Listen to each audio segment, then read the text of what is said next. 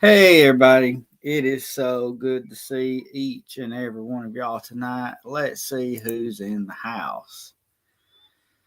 Welcome in, Miss Nancy. It's so good to see you. Thank you so much for coming in. Still at work, but I want you to know I'll be watching these when I get home. Well, you have a mighty good rest of your day. And thank you so much for checking in. And John, it's good to see you. Thanks so much for coming in. Mighty good to see you. And the angry one itself, it's good to see you, brother. Thank you so much for coming in. Enjoyed that video you uploaded earlier. That was awesome. Robin, it's good to see you. Thank you so much for coming in. As always, good to see you. James Wallace, it's good to see you. Thanks so much. Really appreciate it. Welcome, welcome. And the flying squirrel herself, it's good to see you. Thanks so much for coming in. Good to see you. Oh, Cody, it's good to see you, brother. Thank you so much for coming in. Hopefully everybody's doing a good night. Hopefully Miss Carolyn's doing good tonight. Got a pretty neat little show tonight. Nisi came in. It's good to see you. Thank you so much for coming in. Really appreciate that. Good to see you. Yeah, folks, if you hadn't saw Spooky Appalachia's video he put out today, y'all don't want to miss that. That was a creepy tale, but it was a good one. So, and welcome, Beth. Thank you so much for coming in. It's good to see you. Appreciate it. And Kathy, the Flying Ace, it's good to see you too. Thank you so much for coming in. Hopefully, again, everybody's having a good night, good day. Really enjoyed the weather. The last few days is finally springtime, 70s in the daytime, 50s at night, getting out working in the flower garden and the regular garden and getting to put the bird feeders up, feeding the little birds again. And welcome in, Rachel. It's good to see you. Thank you so much for coming in. Like I said, it's always good to see you. Awesome people in here. I was going to make a video out of these few stories that were, some of them is locals, that a local person that had commented on a video wanted to kind of add to the video a little bit with some information, that a local would know that not necessarily, things were written about. So, hey, Daryl, it's good to see you. Thanks so much for coming in. Always good to see you. Welcome, let's see, Miss Janet's good to see you too. Thanks so much for coming in. The Den, welcome. It's good to see you. Thanks so much for coming in. Loving the weather. The wind chill's a bit cold here. Other than that, most of the time, put out some tomatoes. Right. I think I'm going to hold off on my tomato plants until probably a couple of more weeks, just until we get, make sure we don't have any lows that dip down into the 30s, because I'd hate to do all that work just to lose them all. We had planted some cabbage plants and covered those up with some gallon glass jars, but them leaves, they kind of got a little brown, but I uncovered them and maybe they'll come back out a little bit. And we've already got some radishes coming out and onions already started sprouting, and we got potatoes in the ground and Brussels sprouts in the ground and all kind of good stuff. Cannot wait to dig in on that stuff when it comes in, because boy, it's some good stuff. But I guess without further ado,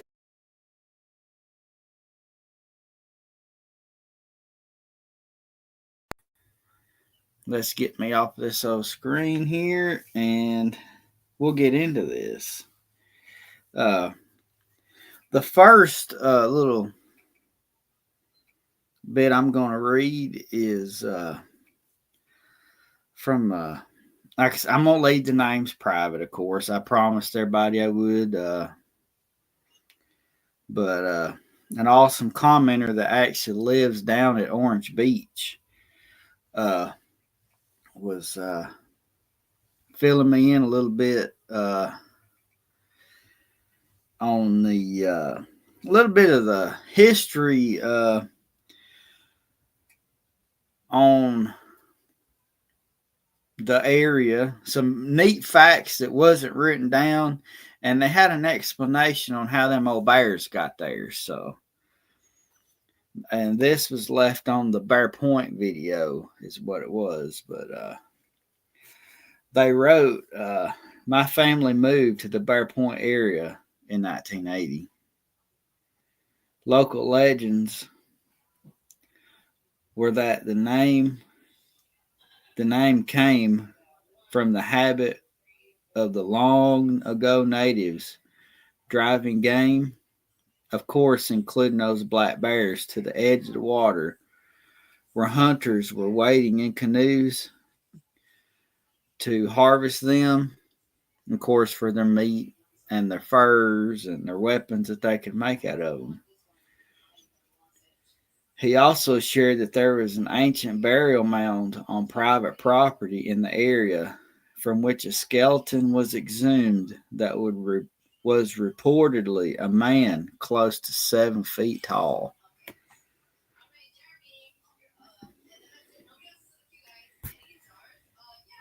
And he said that he hadn't heard these stories in 40 plus years. But from what they told him, the natives in the area were quite tall, most near 7 feet tall. And he said further, when they met the Spanish, the Europeans could not fully draw the bows of the natives because they just weren't strong enough. Driven game supposedly occurred periodically. The old women and children were used to drive the game to the point sticking out in the Perdido Bay, where the hunters would be waiting in their canoe to take the game. Supposedly, black bears feature predominantly in those hunts. So that's all he remembers for right now. Locals would tell the stories, and they all sounded about the same, though admittedly most of them came from drunken boat captains, which were not rare. Also at the time, their local phone books were half history books, and they mentioned many of these stories. Sadly, today, many of those books are lost. All right, I'll continue in just a second.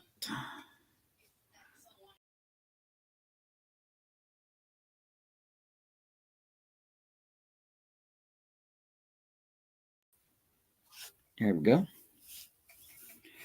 Let's see. And then he goes on to tell of something I've never actually heard of. It's a story of the Gulf Telephone Company. He says it in of itself is fascinating. John Snooks founded the phone company in the area. During World War II, he armed the female phone operators and made them his private army in case of invasion. They had a firing range in Orange Beach that they would quite often practice in.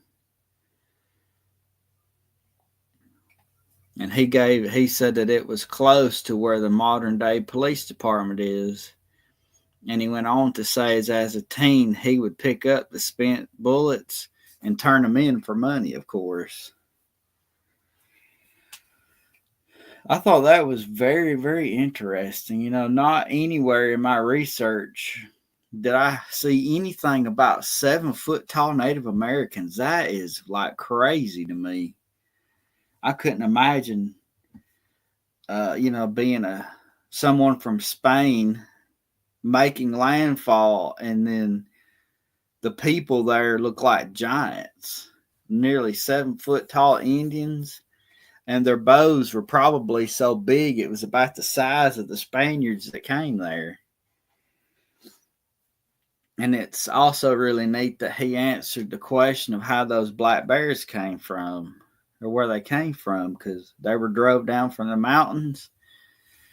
But apparently, maybe some of them had to leave, or they didn't get harvested, so they just stayed around and populated the area. So let's see. Cody said that's actually pretty interesting that the first impression alone would intimidate a lot of newcomers. You're right. I agree. That would be so creepy, encountering giants like that. So I thought that was just the neatest story. And of course, I really, thanked him, because it's really neat when you have a local from the area, telling you how much they appreciate you sharing the history and then adding to it. Because, of course, you being from the area, you would have a lot more in depth knowledge than someone like me who's not from around there. So I was really grateful to him for that one. And this next story we're going to get into, it's more the creepy side. A local from Manchester, Tennessee, actually, her being from the same area where the witch Sadie Baker that so many people have written about. I know Jared's covered her story, and I have. I think maybe even Jimmy has told her story before too. But she has some, I guess, insider local knowledge about it, and she wanted to add to my story too. There were some things that, of course, were left out. Whoever, whenever these stories are passed down, maybe some people wanted to take it out, and I can only write what I can find. And I'm so grateful when I have folks, they're like, hey, you did good, but this and this and this was something that wasn't in the video. And of course, I told them, I had no idea. So I figured, like I said, I'd come on here today and share some of the insider knowledge. And then as a bonus to this story, she actually had an encounter with Sadie herself. And we're also going to get to hear that too. So let's sit back and see what our awesome, friendly subscriber has to say. She says, the Baker family has a long history of using dark magic. It says, I do love your cover on the subject, and I'm from Manchester, but there's a few points that aren't mentioned. It said when they first found Sadie, they would not let her inside the house. They often made her sleep outside for days. It says, not to mention the cruelty that the Shelton women had against her. She was far more beautiful than the Shelton girls. Let's see. And it said, we did discuss that the father of the girls did not want to draw attention to the younger girl, that he wanted his daughters to be the ones to get the suitors. It said they often kept her dirty and basically made her their personal slave. She would not speak to them directly, but when she did, it was often a whisper or a mumble under her breath.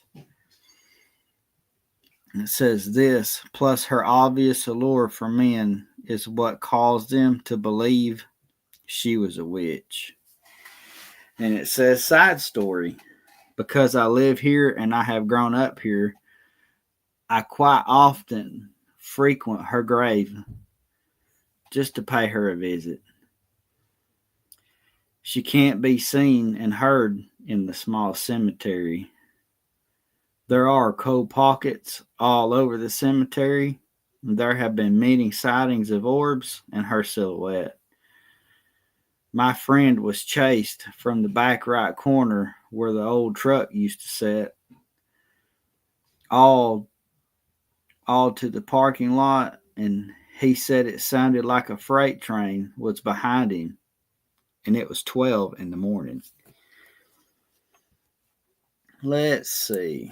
Welcome in, Shirley. It's so good to see you. Thanks so much for coming in. And Randall as well. It's so good to see you. Thank you so much for coming in. We really, really appreciate it. Okay, now let's get into her personal experience that she had with Sadie Baker. It says, my story with Sadie Baker, and I have a few, but this one in particular always stood out the most. It is when one night, September, around 12 a.m., we were out there. We always go out at midnight because that's when she starts to show up. Me and a group of friends were out at the cemetery. A few of them were pretty non-compliant about the whole thing and didn't really believe in ghosts or whatever. But my friend thought it would be okay to sit on Sadie's tombstone to take a picture. The moment I turned and saw what she was doing, I shoved her off of it and asked her if she knew what she just did, and she didn't. I was scrambling around, grabbing the coins off the ground left and right, trying my best to just hurry up and put everything back before we made her angry. I've been there a few times where people would have disrespected her grave, and it was no joke, scary. And then she put AF on there. You can fill in what that means. So anyways, we start seeing orbs and hearing voices and things. We're checking them out or whatever. And I was showing everyone the orbs. Thought we were in the clear, you know. But then, out of the back of the tree line, you can see a white figure coming off the tree line. Mistaking for fog, but quickly realizing it was the shape of a girl in a white dress. And we felt the cemetery get so cold. Then we all heard was like a high frequency sound. Then we were running to the car and got safe home. Woke up the next morning to call my friend,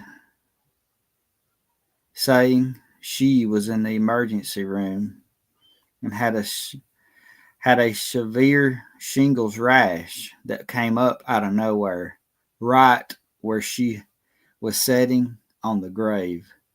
To this day, she will not step foot in that cemetery. Hello, Crossover Paranormal. It's so good to see you. Thank you for coming in. I have no idea what I would have done if I would have been there during that whole situation. I know one thing: you never, ever, ever disrespect someone's grave, because it's going to make them mad, and anyone else around it will make them mad as well. And Sadie's grave, quite often people bring her little stones and little trinkets and coins to bring to her. Let's see. Well, hi there. It's good to see you. Yeah, we're good. Everything's going just peachy. We just hanging out on a Wednesday afternoon, sharing some cool stories with these folks here, and always good to see you. Let's see. I don't blame her for not wanting to step foot back in the cemetery. Nope. And can you imagine being there trying to pick up all those coins and then looking out at the back of the tree line, and all of a sudden out of nowhere, here comes what appears to be a lady in a white dress running full force at you? I believe I'd have fainted. But let's see. Cody says that the dead can warn people.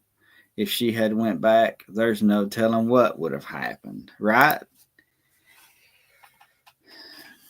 I'm not even sure if she would even be able to make that up to her. I mean, you might could bring a flower or something and leave it, but after sitting on a gravestone like that, there's no way. To me, I treat the cemetery as if there's actually somebody there, because you treat them with respect, whether you can see them or not, or whether you believe them or not. That's just how it is.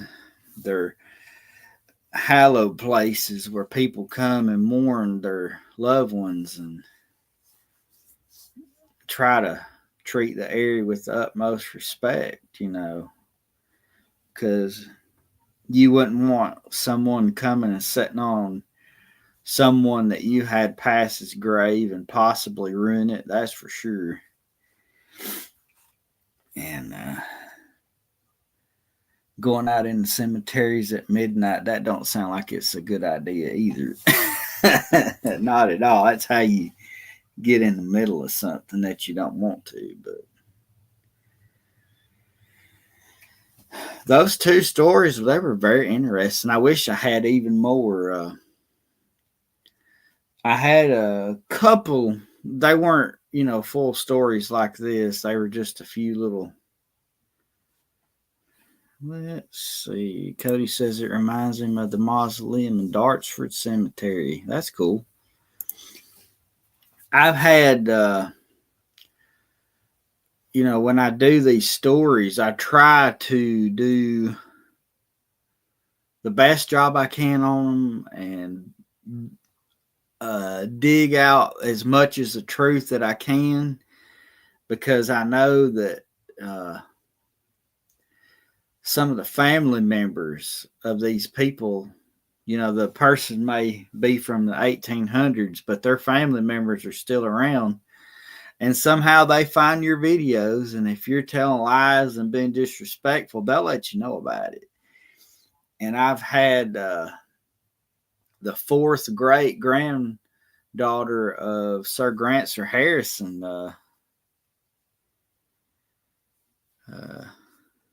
Let's see. Randall says we need to get together and go spook hunting. Take Jerry. Yeah. They actually used to do that, but they got out of that pretty quick because they had a run-in down at the South Pittsburgh Mental Institution, and they've never went back for hardly any investigations much.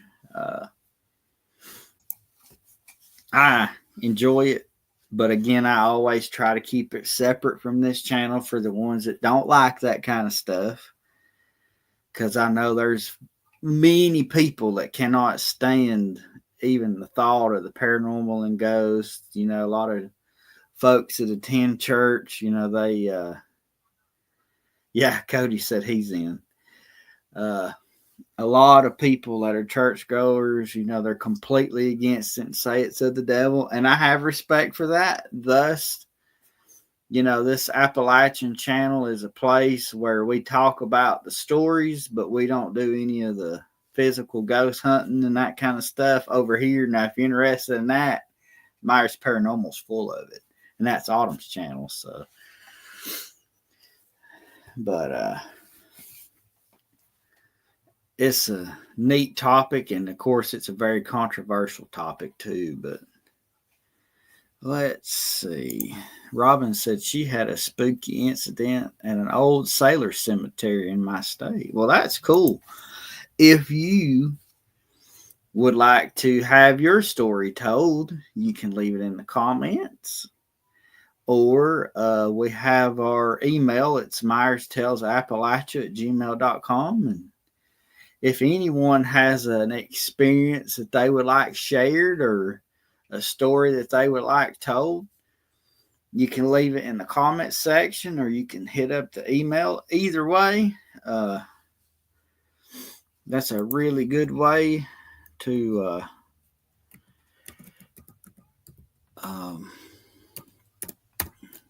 get in touch with us. And if you want it told, we'll do our best to get a video about, fixed up for it. And this right here is not a link that you can click, but that's what you would look up for the email. It's myerstalesappalachia@gmail.com. And again, these were left in the comments. I hadn't had any sent to the email, but also, like I did with these, if you have a story that you want to share, but your name not told, we'll do that and be glad to.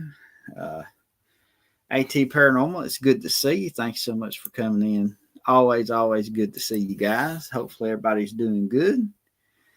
And where is he? This doofus right here is my brother. Always good to see him pop in. Hopefully everybody's doing good. Always like just coming on here and sharing stories. The live stream's really cool to be able to look up some stories and share. Last week we didn't get to do the live. We didn't do live on the Myers Paranormal Monday like we used to because on this last Monday because I had to be at work at midnight and you had to go to bed at 4:00, which is sleep time during live time. So, anywho, we didn't get to do that, but I couldn't miss this one. I wanted to come on and spend a few minutes with you guys and,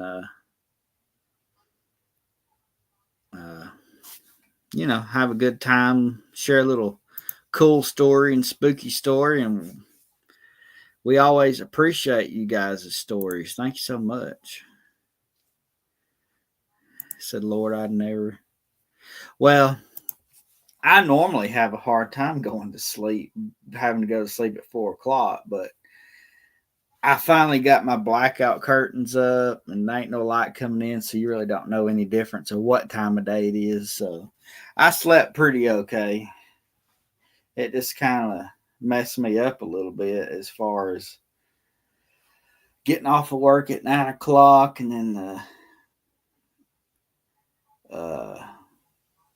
then I didn't get to go back to sleep till almost 11:00 the next day. So I was up 24 hours straight, and I was, I think Autumn was like, "Go to bed already. You're driving me crazy." And then I had, with it being spring break, my niece came over to stay with my daughter, and they spent a couple of days with each other. And then, unfortunately, we had to take her back home today. But while she was here, we got to, we went to go to the movies. We went to take her to see the new Snow White, which was awesome. And walking zombie after 15 hours, right? Yeah. We took her to go see a movie, and We went and ate breakfast this morning. Went and did a little shopping. Her and my daughter, they mostly played the PlayStation all day. That's all they ever do, seems like.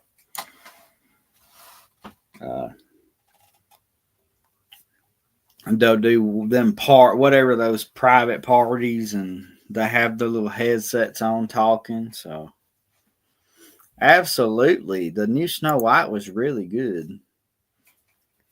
I know there's a lot of people talking about how terrible it is. I thought it was great. It's just like the old one that I grew up that Disney made. So I liked it.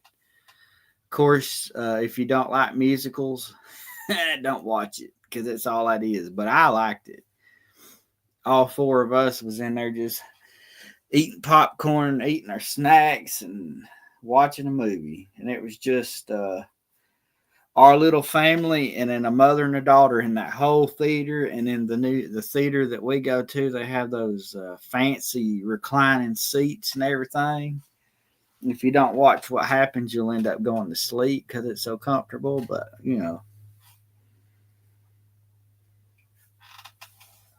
I love going to the movies. I much prefer the spooky ones, but we can't hardly watch those. And I wish that they had that, but they didn't have all that there. All they just had was popcorn. And it says, thanks for sharing. Be safe. Well, you have a really good night, Randall. I appreciate you coming in. It's always good to see you. But I always love getting to come on here and talk with y'all. Oh, yeah. I know this movie. It was on, but we didn't watch it yet. I don't know. We may go watch it one day. I got another day off. We might sneak back down there and watch that. We love Looney Tunes too. Always like taking Hope to. We don't have a lot of money to go on trips. The trip to Gulf Shores that we took this year was the first time that I've ever been on a vacation in. Golly, my brother can tell you. I think the last time I went on vacation was when me and him went to what was that called? The Smoky Mountains as kids. That was the last time I went on a fun vacation. We'd always, of course, go to our grandparents' house, but Gulf Shores was the first family fun vacation my daughter's ever taken. We took her to Kingfest last year, but we didn't really get, we got to have fun with Jared, but we didn't get to have go experience a lot of places and stuff. We just visited with them mostly, but love the classic Looney Tunes, and Break the Penny Bank robbery still holds special place. Right, sure enough. But so just try to let her do some stuff. We go to the movies, and it's not too much, just $7-8 a piece to go in. And of course, your popcorn, get a large popcorn, and just have a good old time, So we do that with her a lot, and just have a good time. And because we're quite often, Autumn and I, when we get a chance, we usually go visit old cemeteries and take old pictures of these old headstones, and we try to incorporate a few fun things for her because we have to drag her everywhere we go with her being sick and everything. So got to let her have a good time too. But anyway, folks, I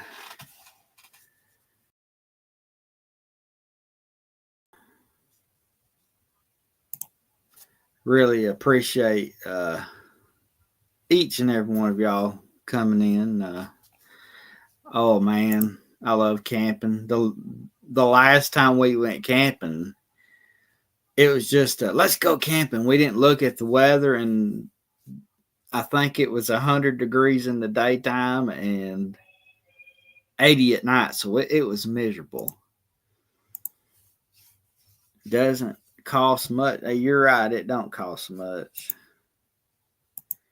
Y'all ever get up my way, drive man, spoil? Right, absolutely. I think we're literally only 2 hours drive from Jerry and Laura. To be honest, it's not far, but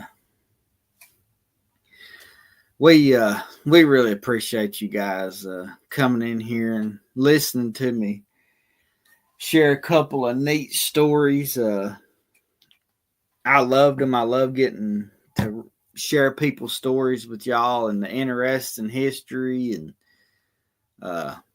always getting to spend time with y'all. You can't beat it. So I got to go fix supper for these two girls in here before they come in here and start chewing on my legs. So I appreciate y'all, and I guess Saturday we'll have a video coming out. It's a pretty cool video. We'll get that out for y'all, and then Monday we'll see y'all again. So until then, we'll see y'all later. Bye, guys.